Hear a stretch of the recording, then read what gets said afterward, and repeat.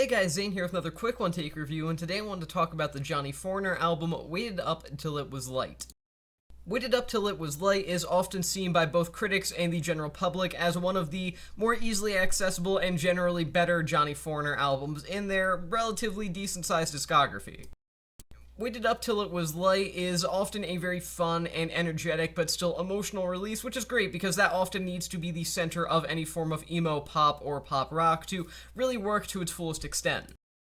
Alexi Barrow's whiny, emo-influenced voice can definitely be grating at times, but he is still a very impassioned individual, and meanwhile, Kelly Parker acts as a secondary vocalist who is significantly more traditional and generally balances things out between the two. However, the biggest problem that the record faces is that it ultimately tries too hard to appeal to a stadium-like audience. A decent-sized chunk of the record kind of tries to get you to clap along or maybe do a sort of thin chant-along sort of style of chorus or bridge or even verse, and none of it really lands.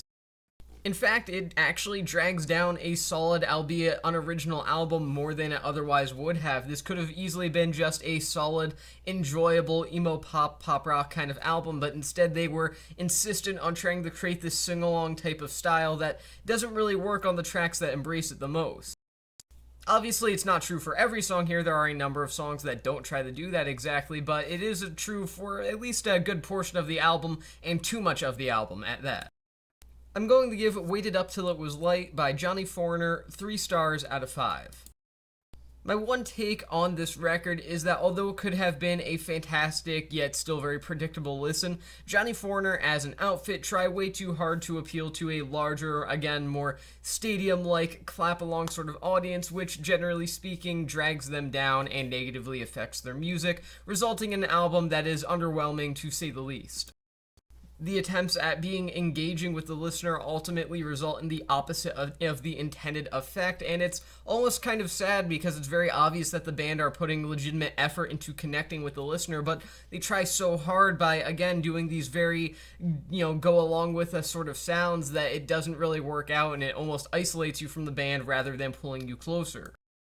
I'd only recommend this record to people who are really interested in emo-influenced pop and pop rock music, but otherwise I really don't see how this would be appealing to anybody who isn't a fan of that specific sound, but still, it's a very well-performed album, and I do recommend it if you like similar artists and this particular niche. If you involve yourself in it, definitely check this one out, but otherwise, I don't think it's worth your time. Again, 3 stars out of 5, and with that being said, that's the end of this quick review, and I'll see you guys in the next one.